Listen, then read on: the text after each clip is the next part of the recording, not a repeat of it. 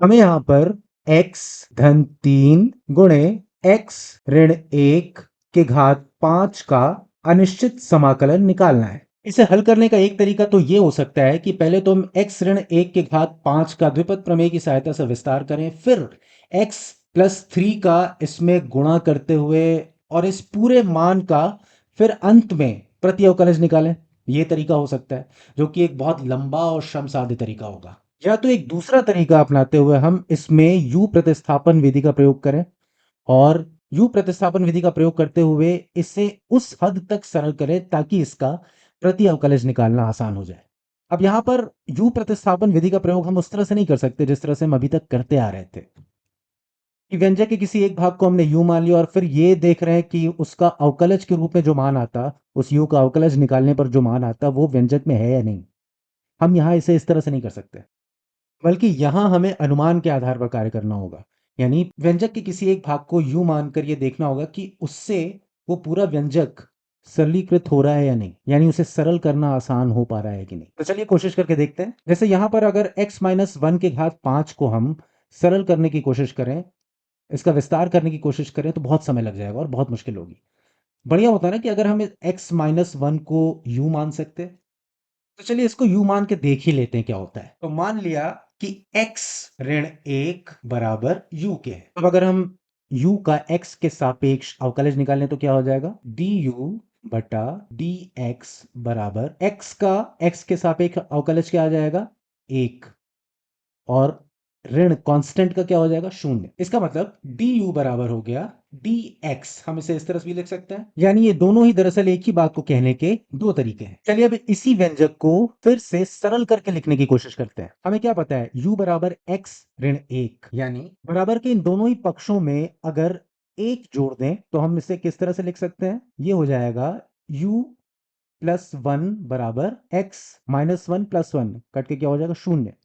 यानी x u plus 1 बराबर x हो जाएगा। अब x के इसी मान को अगर इस व्यंजक के पहले भाग में प्रतिस्थापित कर दें तो क्या हो जाएगा, ये हो जाएगा u प्लस 1 प्लस 3 गुणे u के घात 5। अब यहां पर u के घात 5 क्यों आ गया, क्योंकि ऊपर x माइनस 1 दिया है और x माइनस 1 का मान कितना है, u। तो यहां x माइनस 1 के घात 5 की जगह हमने लिख दिया u के घात 5। और ठीक इसी तरह से हम इस dx की जगह यहां पर रख देंगे du।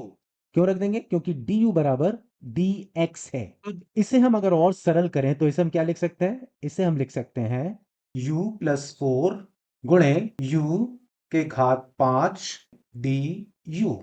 अब आप देख सकते हैं मैंने इस पूरे व्यंजक को सरल करके अंततः इसे इस रूप में प्रस्तुत कर दिया। इससे क्या फायदा होगा, इससे यह फायदा होगा कि अब हमें इस व्यंजक का अनिश्चित समाकलन निकालना आसान हो जाएगा। और आप खुद सोच के देखिए कि अगर हमने इसे u के रूप में ना माना होता और हर जगह u की जगह x ऋण 1 होता तो इसका अनिश्चित समाकलन करना कितना कठिन होता। अब अगर हम इस u के घात 5 का कोष्ठक के अंदर के u प्लस 4 में गुणा कर दें तो क्या आएगा, हमारे पास आ जाएगा u के घात 6 धन 4 u के घात 5 du। अब इस व्यंजक का प्रति अवकलज निकालना इस व्यंजक के प्रति अवकलज निकालने से काफी आसान है। तो अब आपके मन में यह प्रश्न आ रहा होगा कि मुझे कैसे पता था कि u का मान x ऋण 1 ही लेना था। सच कहूं तो यह सिर्फ मेरा अनुमान था कि अगर u का मान x ऋण 1 लिया जाए तो इस पूरे व्यंजक को और सरल कर सकते हैं, और सौभाग्य से मेरा अनुमान सही भी निकला। मैं चाहता तो x प्लस 3 या x धन 3 बराबर u भी ले सकता था, लेकिन उससे यह व्यंजक उतना सरल नहीं हो पाता कि उसका समाकलन आसानी से निकाला जा सके। तो घबराइए नहीं, समाकलन में अक्सर अलग अलग मानों के साथ प्रयोग करते हुए समय के साथ हमारे अनुमान अपने आप सटीक होते चले जाते हैं, क्योंकि सामान्य जीवन की तरह समाकलन में भी अभ्यास ही कुशलता की कुंजी है। तो इसी सीख के साथ आइए अब इस पूरे व्यंजक को सरल करते हैं।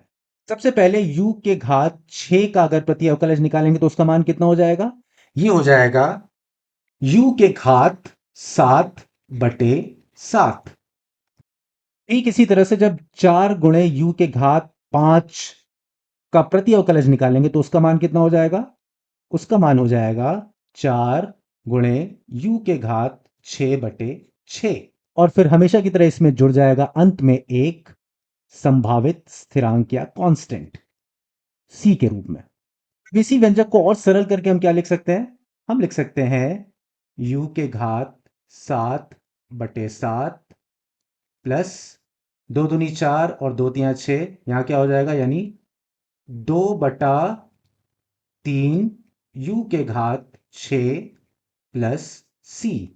अब इसी पूरे व्यंजक में हम अगर u का मान x ऋण 1 ऊपर से उठाकर रख दें तो हमारे पास क्या आ जाएगा, x ऋण 1 के घात 7/7 प्लस 2/3 x माइनस 1 के घात 6 प्लस सी।